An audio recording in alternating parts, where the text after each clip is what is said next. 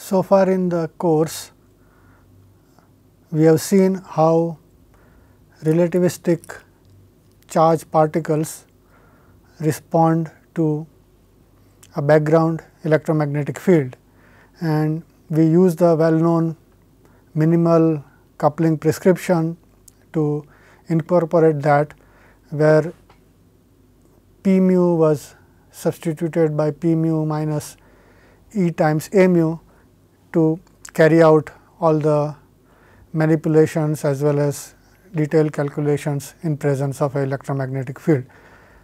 Now, we will look at the opposite system, where the electromagnetic field will be considered as evolving in presence of a background of charge densities and currents, and these charge densities and currents are provided by various particles and their distributions in space time, and we will see how the electromagnetic field responds to this distribution of currents.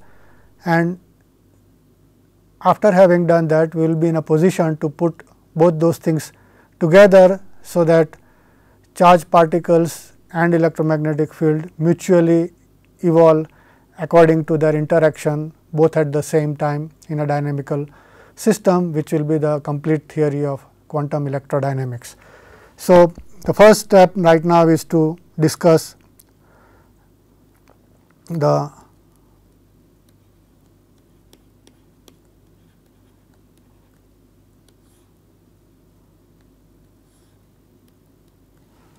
system of photons, which are the units of electromagnetic field, and how they respond to the distribution of charges provided by various particles. Now, one thing is very obvious right at the outset, that these photons are relativistic particles to begin with. There is no such thing as non-relativistic photon. So, all the consequences of Lorentz symmetry, which we discuss in case of particles such that electrons or neutrinos or any other similar objects, those are automatically satisfied by constructions when one starts discussing with photons. So, these are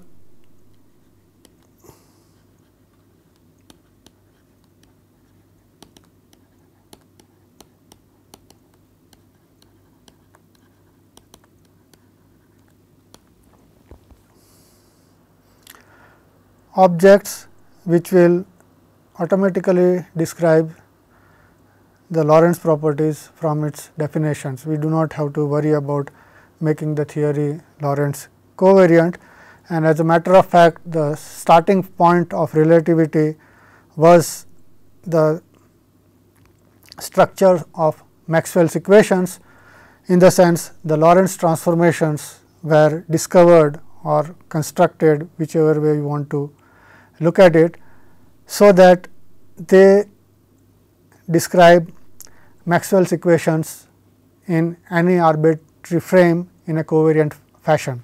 So,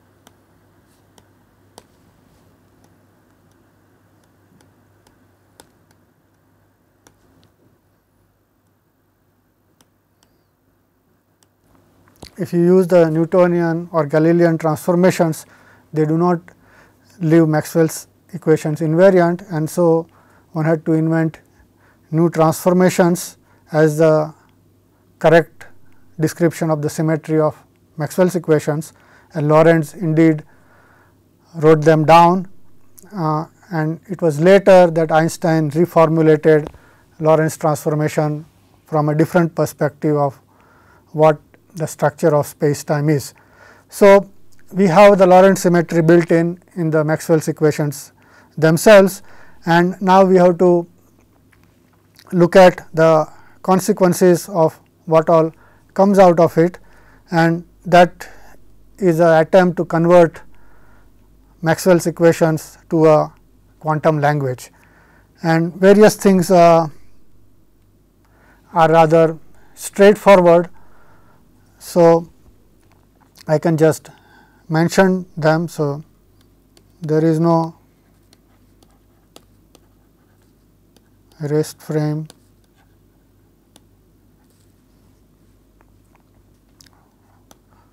for photons. The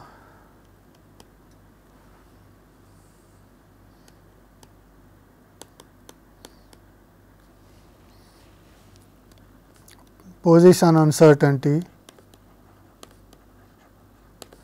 which is delta x,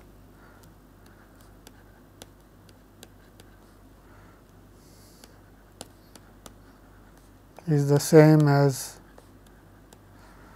the de Broglie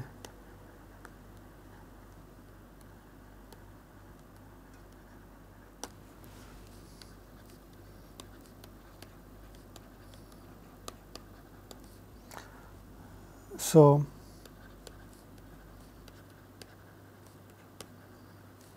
photon cannot be localized.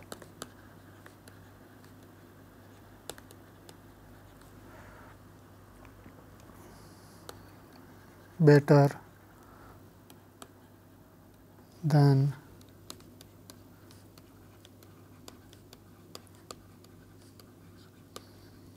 its wavelength.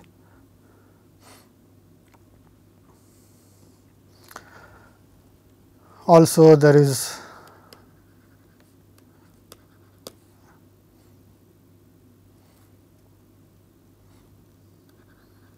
no photon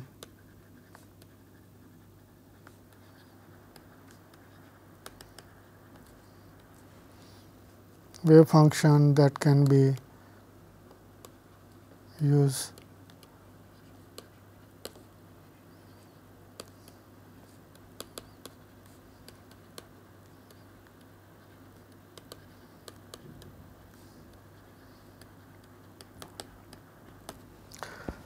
So, all these features are actually common in describing Schrodinger's equations and non-relativistic atomic physics, but they do not make any sense in case of photons, because photons do not have a non-relativistic description. So, we have to forget those words and in some sense directly go to a language of what is known as a field theory, where the concept of particles is taken over by concepts of fields, where various things are not necessarily conserved in the same sense as they are in the case of particles. We saw some of those features while dealing with Dirac equation in case of uncertainties and creation of particle antiparticle pairs. Similar concepts have to be used in describing the structure of what electromagnetic field is and how it is decomposed in case of photons. There are various objects which are conserved. So, particularly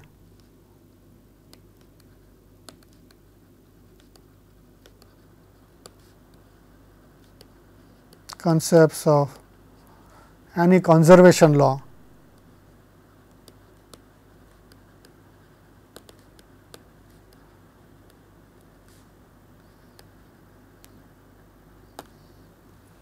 remain as they are, even though the language changes. For example, we can talk about momentum conservation, we can talk about energy conservation, we can talk about charge conservation. All those things are fine, but you can't relate it to wave functions and probability density in the same sense as is common in case of Schrodinger's equation. So, this is the feature one has to keep in mind. There is no non-relativistic limit in this case, but there is a different limit which is usually taken in describing electromagnetic field, and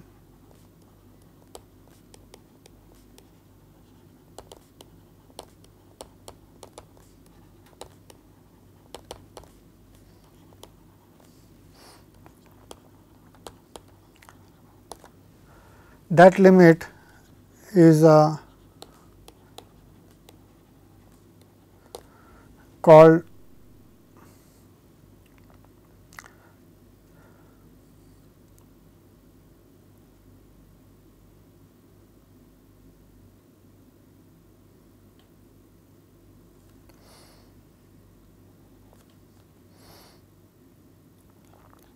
a classical limit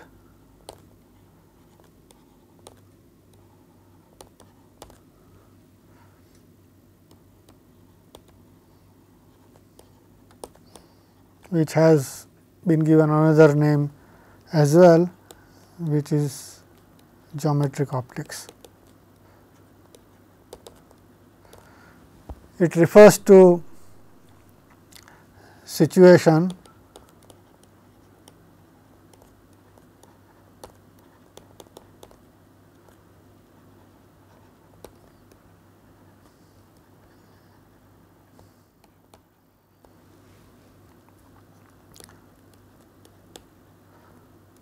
where the photon wavelength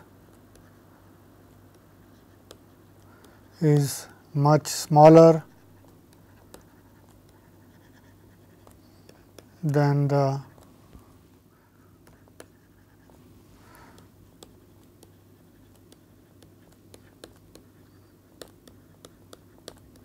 characteristic dimensions of the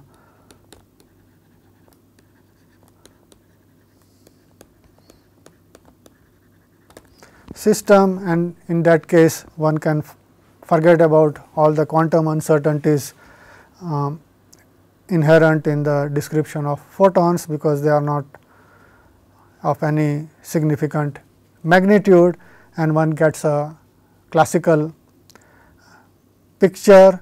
It is sometimes referred to as geometric optics, sometimes it is also referred to as ray optics, and this is the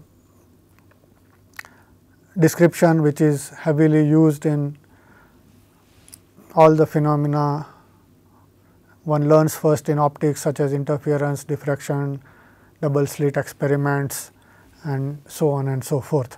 So, this limit does exist, and it is basically specified by this criterion that the photon wavelength has to be much smaller than the dimensions over which the propagation or evolution of electromagnetic field is taken into account. So, that is possible, and it is useful also in many situations, but we are not going to talk much about this geometric optics. We are really interested in the quantum features of the electromagnetic field. Okay. So, now let us go back and write down the Maxwell's equations.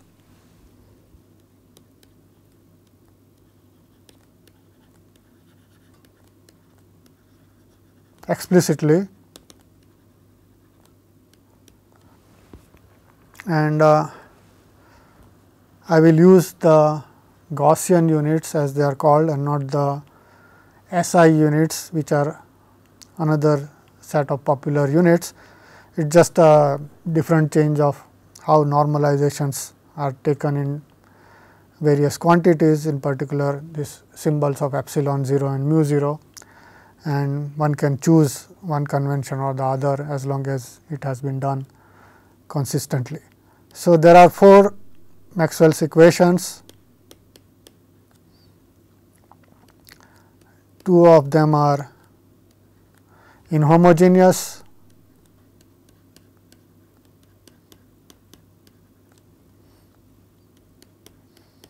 and the inhomogeneity comes from the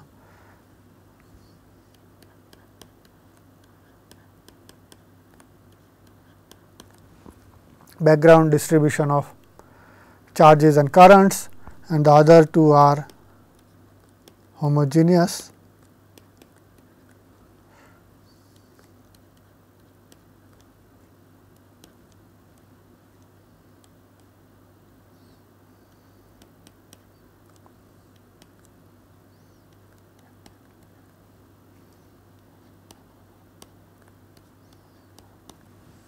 Okay, mistake, this has to be curl of B. And these equations are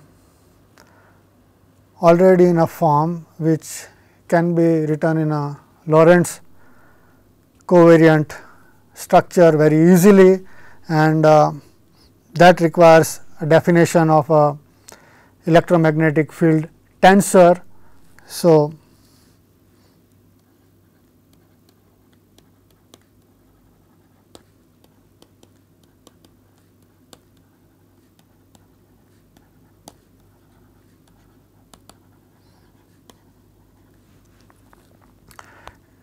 it is an antisymmetric 2 index object, and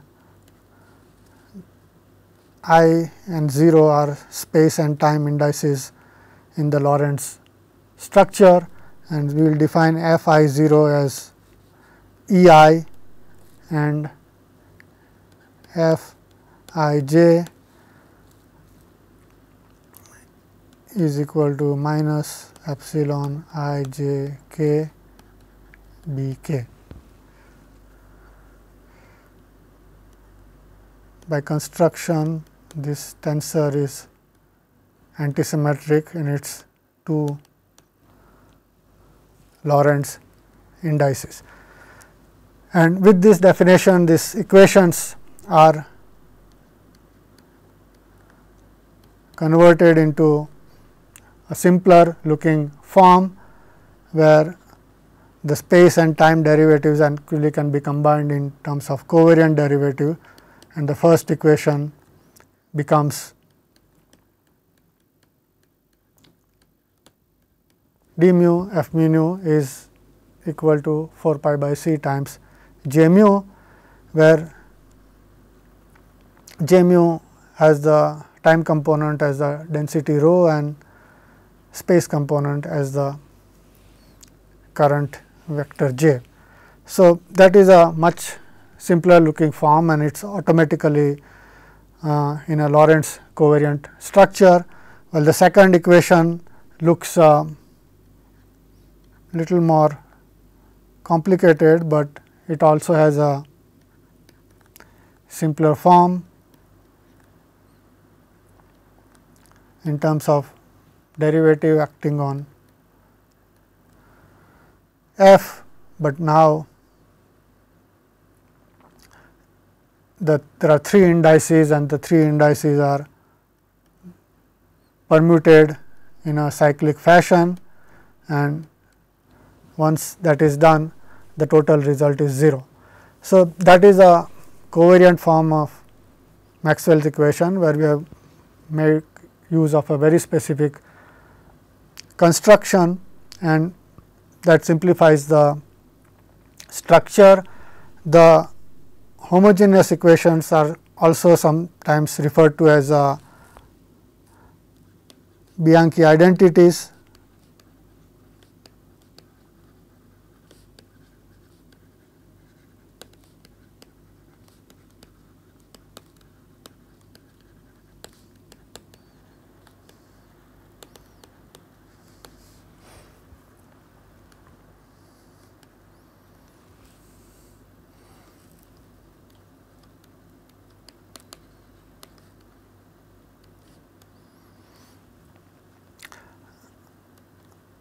and the structure then has a form very similar to the inhomogeneous part, and so I will write it in almost similar language, but now instead of f mu nu I have a f tilde mu nu, and f tilde mu nu is known to be the dual tensor of f mu nu, defined explicitly by the relation involving the antisymmetric epsilon symbol, which is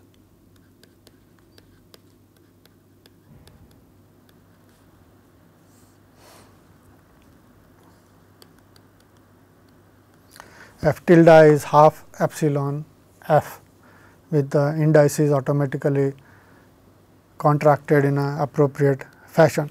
So, with these notations, the Maxwell's equations rather look very simple in form. It is just a divergence of f in one case when it is a electromagnetic tensor, it gives j, and when it is a dual tensor it gives 0. There are identities automatically buried inside this structure by the property that f is antisymmetric. So,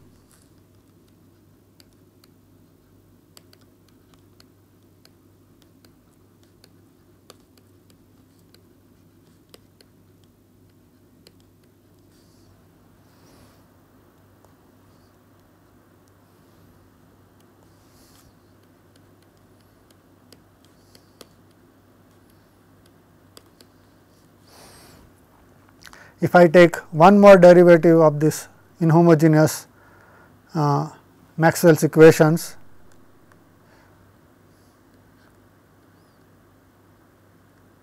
so it is now instead of one derivative over there, I will now take the derivative with respect to both the indices. The equations says that this is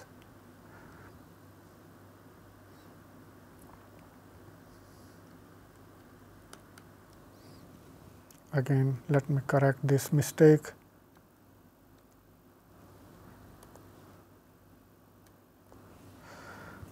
It is equal to divergence of j, but since the two derivatives acting are always symmetric, they commute with each other, f is antisymmetric, and so this divergence has to vanish. So, this is the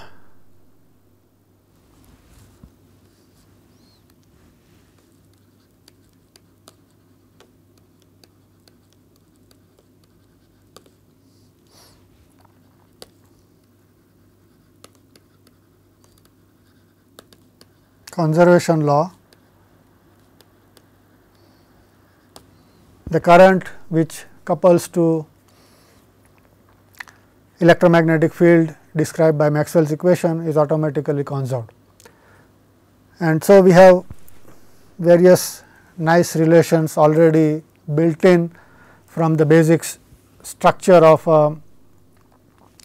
the whole electromagnetic antisymmetric tensor, and that turns out to be very useful both in discussing Lorentz property as well as other symmetry properties as well as conservation laws. So, this is a structure, and now let us proceed a little further and try to see what are the solutions that emerge from these equations. So, there is a very simple structure which is dictated by the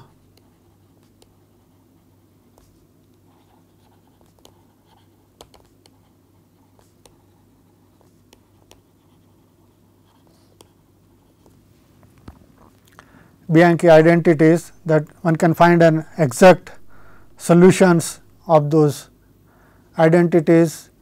It just says that the dual tensor has to behave in a particular way, or equivalently the homogeneous Maxwell's equations can be solved in a particular way. We know this results from vector calculus. The divergence B equal to 0 is solved exactly by the definition B is curl of A, and similarly the curl of E being proportional to del B by del T is exactly solved with the first relation between B and A by the construction that E is minus 1 by C del A by del T minus gradient of a scalar phi, and this again can be converted into covariant language in terms of the field strength, and it has a very suggestive looking form that f mu nu is d mu a nu minus d nu a mu. So, it is a generalization of the curl, but now in 4 dimensional space time, and this automatically also includes the antisymmetric properties of f mu nu, and with this definition we have solved half of the Maxwell's equation, and one can now go and plug these things back into the other half of the Maxwell's equations, the inhomogeneous one, and see what comes out of that particular result. So, this is a very straightforward formulation which now introduces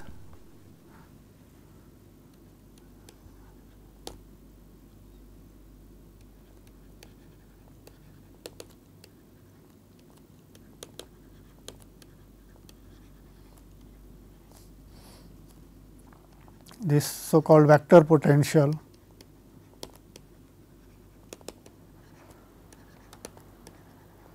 A mu.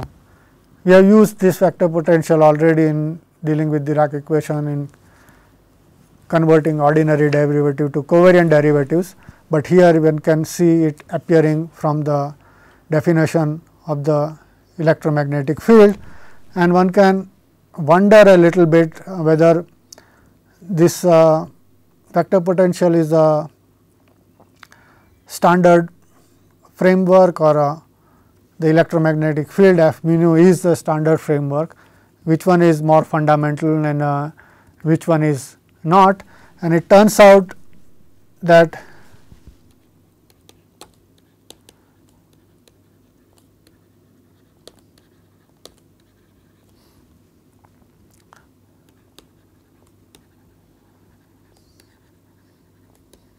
the A mu is a more fundamental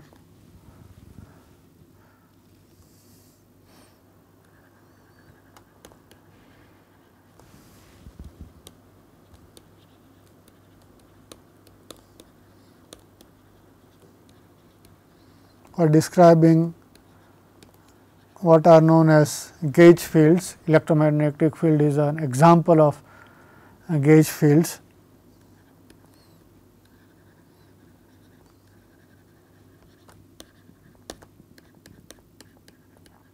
Compared to the fields f mu nu, and there is a reason for it, but there is also extra things one has to tackle with this new feature, and that has to do with the degrees of freedom involved in the description of the gauge field. In the language of Maxwell's equation, there were 6 components, 3 for electric field and 3 for magnetic field. Now, we have rewritten those objects in terms of this vector potential as an object with 4 components. So, how many degrees of freedom are really there in describing the whole system, and one has to keep track of which degrees of freedom are physical and which are just auxiliary concepts needed for writing the mathematics in a simpler language. And it turns out to be that photons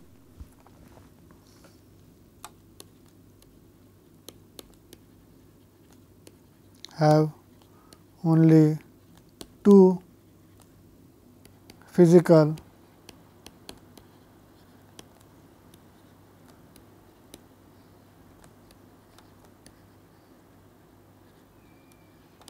degrees of freedom, and they are known as the two directions of transverse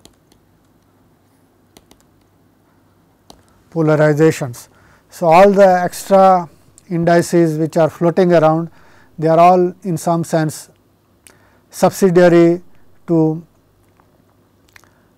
the fundamental degrees of freedom, and once the mathematics is through, they must kind of disappear in one form or the other.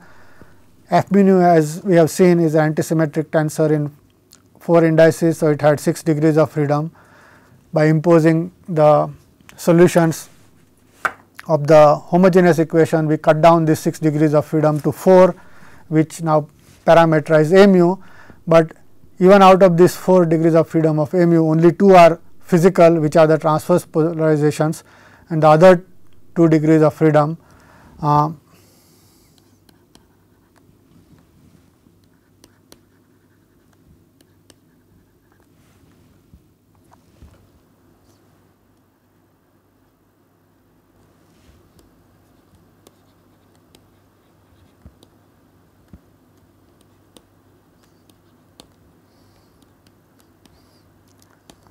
in particular you can call them temporal and longitudinal.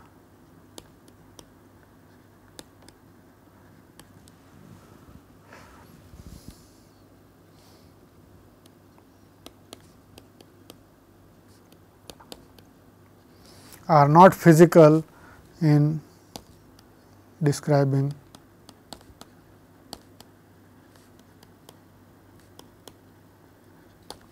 photons, but yet what we will do is keep all the 4 degrees of freedom around. So, all these temporal and longitudinal components will be there in the explicit equations and calculations. That is useful in maintaining the whole calculation in a Lorentz covariant form, because if you project it out directly to the transverse degrees of freedom, the Lorentz covariance automatically gets reduced. So, we will keep the extra degrees of freedom, but at the end of the calculation, whatever extra degrees of freedom produces essentially cancels out and becomes 0, and only the contribution corresponding to the 2 physical degrees of freedom survives. So,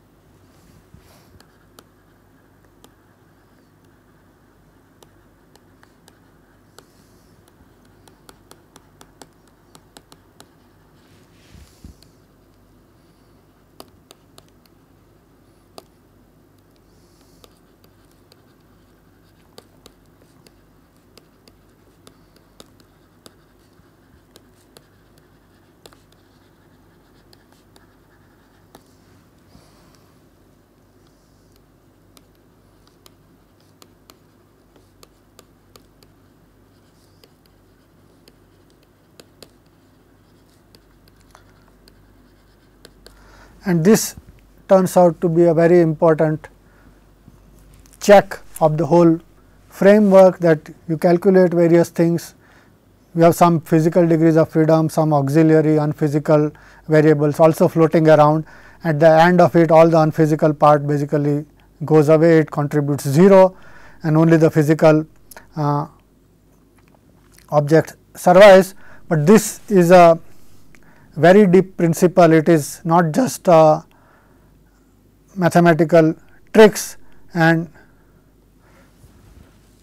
this behavior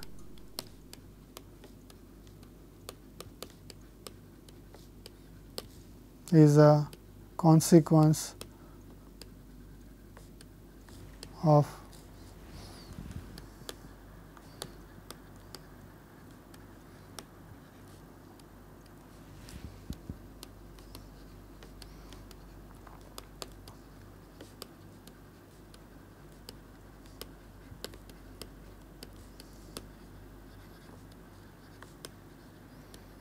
a powerful underlying symmetry, which is called gauge symmetry. So, this description is not just a mathematical fluke, but there is a principle involved in the calculation, and that principle plays a very important role in descriptions of electromagnetic fields in particular and many gauge theories in general. So, one now have another symmetry to worry about in addition to the Lorentz symmetry. In case of photons, the Lorentz symmetry part was almost automatic, because we started out with the fully relativistic system and Maxwell's equation already had that symmetry built in, but this gauge symmetry is a second symmetry which now shows up, and it has very specific consequences which are not so straightforward to see from the equations themselves, but by introducing a little bit of extra framework, those features appear and they play a very important role in the description of physics, in particular how many degrees of freedom are physical and how many degrees of freedom are kind of dummy variables just taken around for the ride and ultimately not contributing to the final result.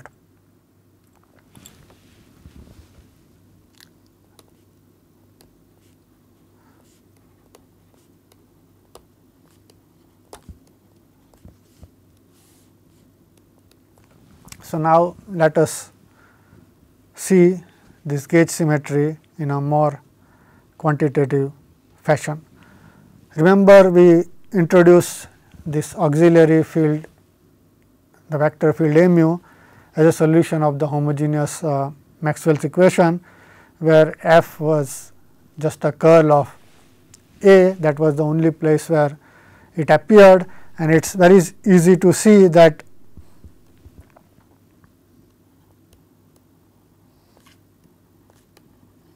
all that algebra remain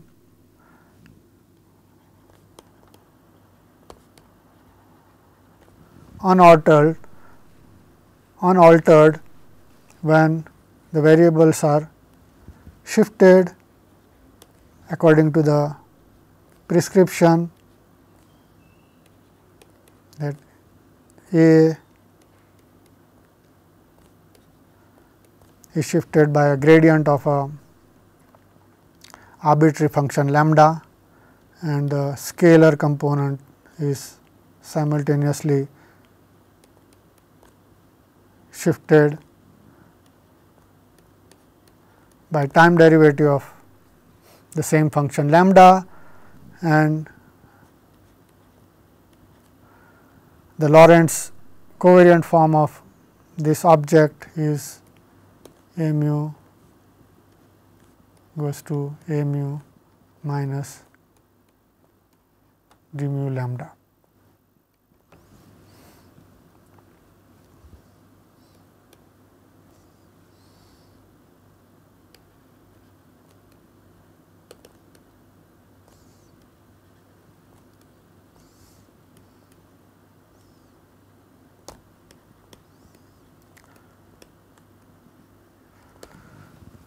So, all the equations which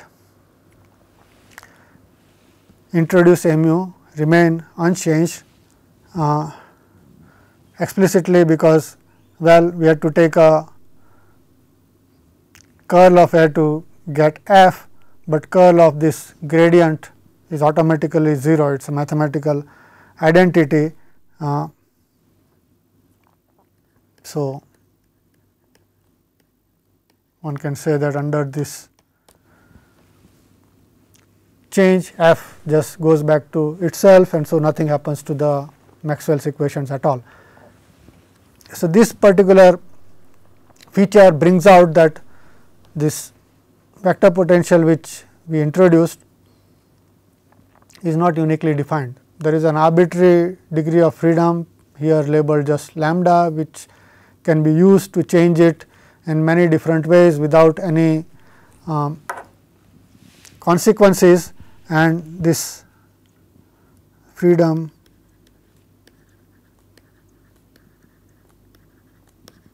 to choose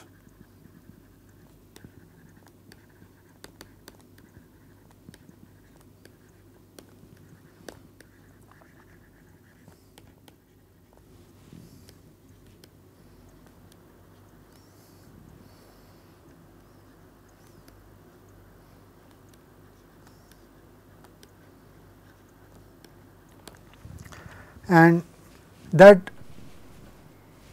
tells us that well all the components of A are not physical. There are these unnecessary things introduced by lambda, and we can choose lambda cleverly to remove some of those extra degrees of freedom, and that indeed turns out to be true by choosing a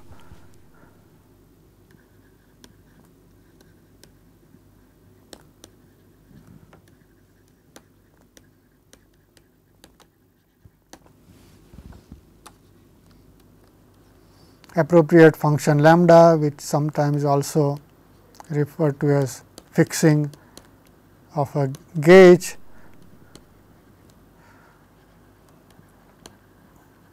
The degrees of freedom of a mu can be reduced to the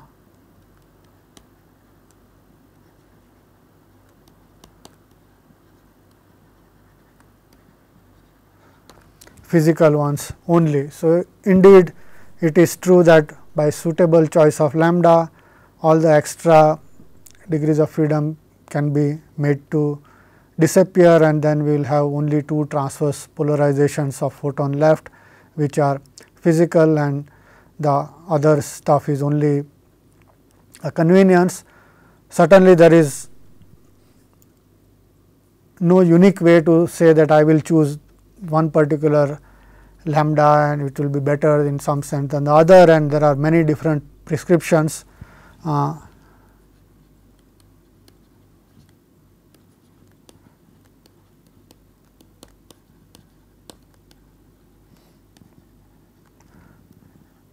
For this gauge fixing lambda exist, and one prescription may be convenient in one particular circumstance and another prescription may be convenient in another circumstance, that is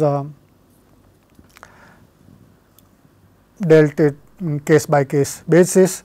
But again there are certain prescriptions which are popular, and they are popular because of the property of Lorentz covariance, which is built in inside the formulations we have discussed so far. So,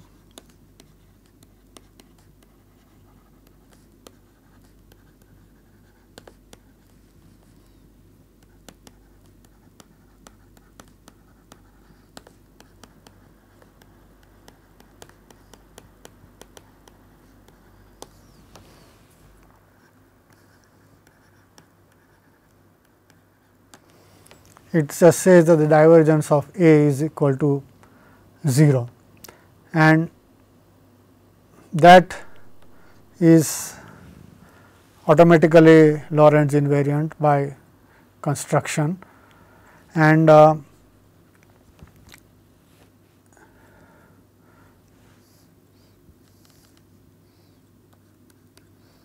the potentials then satisfy divergence of A plus 1 by C del phi by del t is equal to 0, which is in the space and time degrees of freedom written independently compared to the covariant language. And then the so called inhomogeneous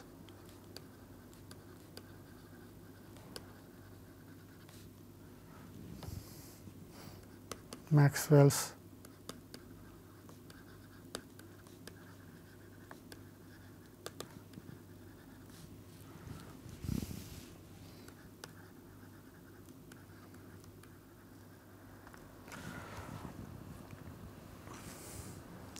we had two terms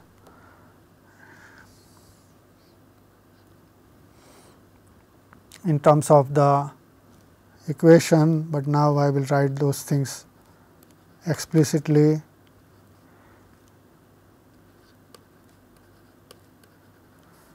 D mu of f mu nu is equal to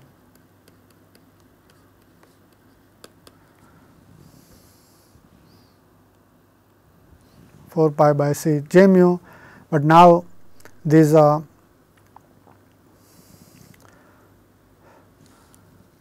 d mu acting on a mu, the derivatives commute, and that part is 0 by the so called Lorentz gauge fixing conditions. So, out of the two terms only the first one is left,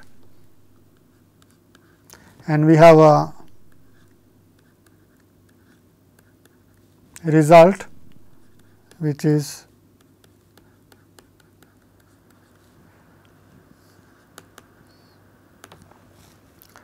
the standard form of wave equation.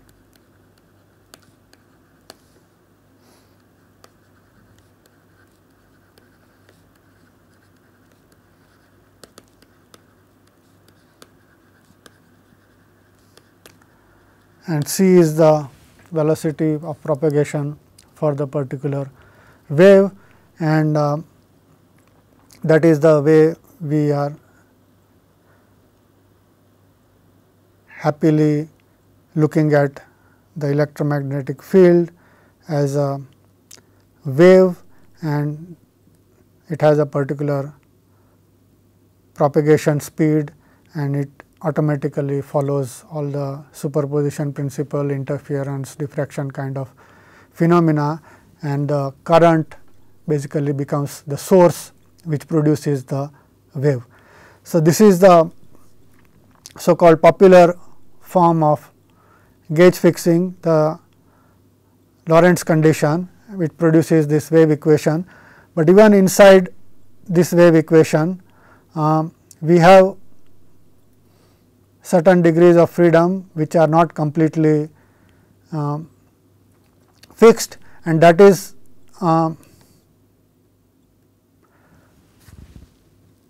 because that the condition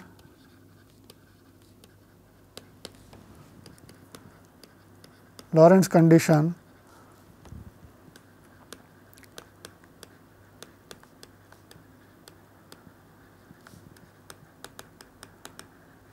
it does not fix the gauge completely, because again one can ask what happens when a mu goes to a mu minus d mu lambda, what happens to this particular condition, and one can easily see that this condition leaves a extra degrees of freedom still remaining, which I will call residual,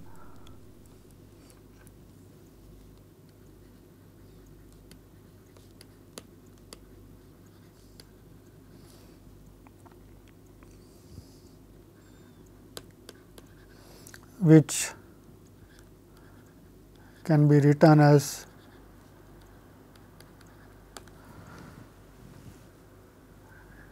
the wave operator acting on lambda is equal to 0. So, if I take a lambda, which is solution of the wave equation, and change mu by the gauge transformation involving that particular lambda, nothing will change in the wave equation as well.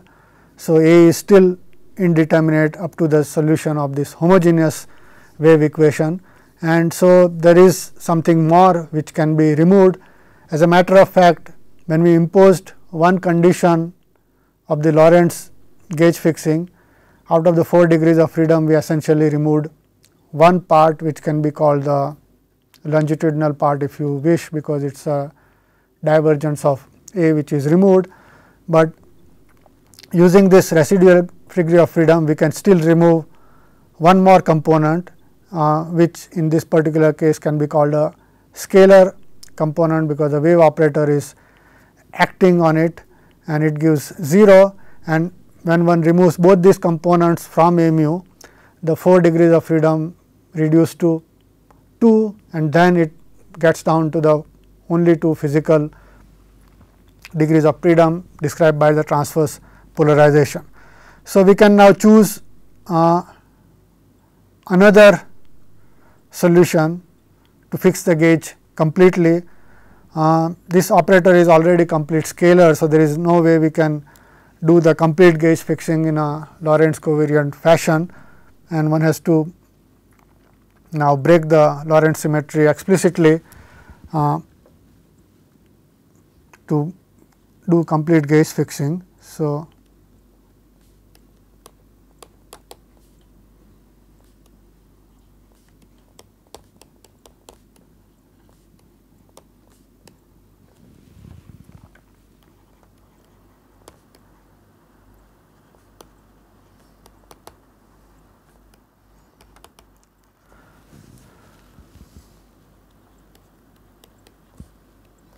we will now put the 2 conditions explicitly.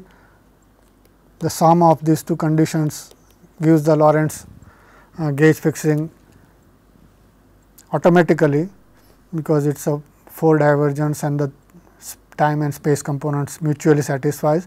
But in addition to that, there is a separate condition for the time and the space, and now if you choose these particular conditions, you will see that we have made a specific choice for a lambda. There are 2 separate equations to be imposed, and sometimes this choice is referred to as a radiation gauge.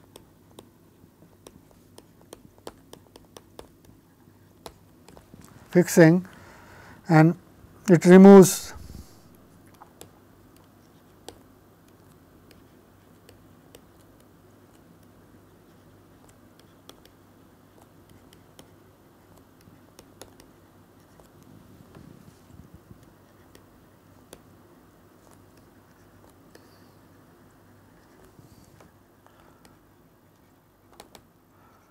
both the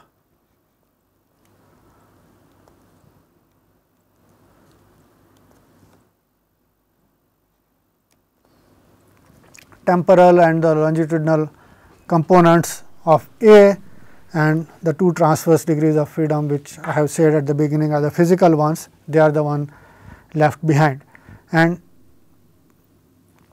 that is a example of a complete gauge fixing to get down all the way to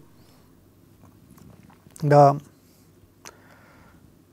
physical picture. One does not do that very often all the way down to the physical degrees of freedom, but the one step earlier which imposes the Lorentz gauge fixing condition, that is used very often in calculation, because it does not destroy Lorentz invariance of the analysis. And in that particular case, there is automatic cancellation which comes out of the result between the temporal and longitudinal degrees of freedom, and that cancellation is a signature of the unphysical degrees of freedom dropping out of the final result. One can see several other things also in this radiation gauge, which are useful in describing the physical degrees of freedom, how it behave, and one can look at them of special cases. If one look at the change in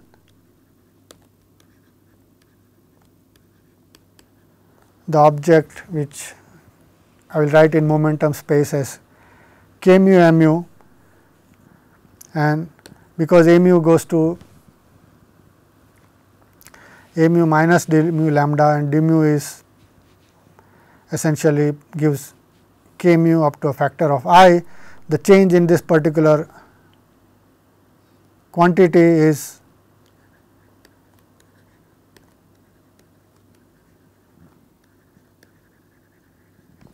k square times lambda under gauge transformation.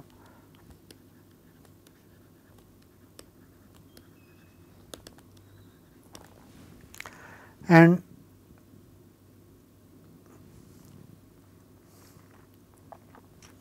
now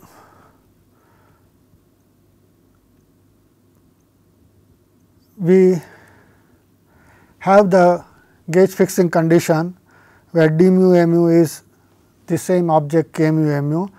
So, not only this object is 0, but any further change in it necessitated by a further gauge transformation must also be 0, because it is true in arbitrary frame or arbitrary gauge transformations both ways. And so, k square lambda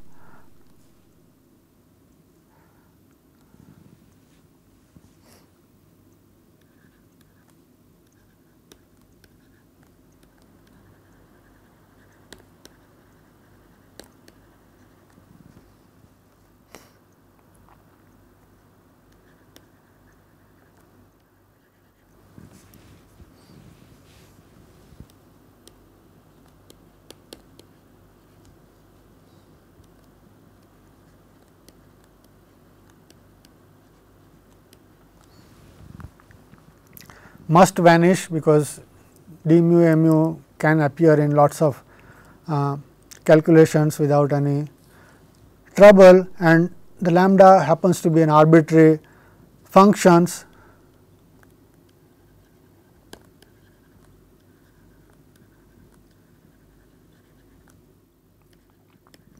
And the only way one can satisfy that condition is by saying that k square equal to 0.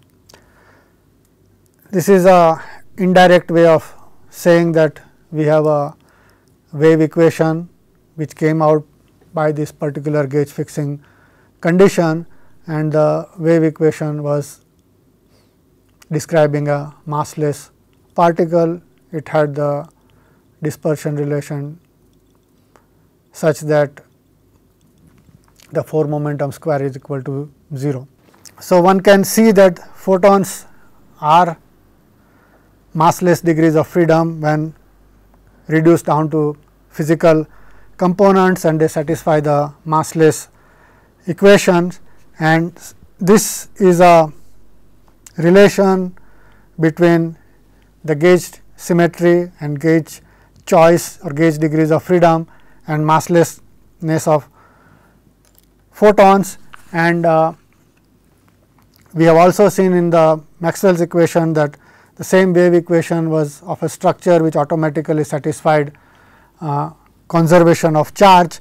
So, there is a very tight relationship between these various quantities, gauge invariance,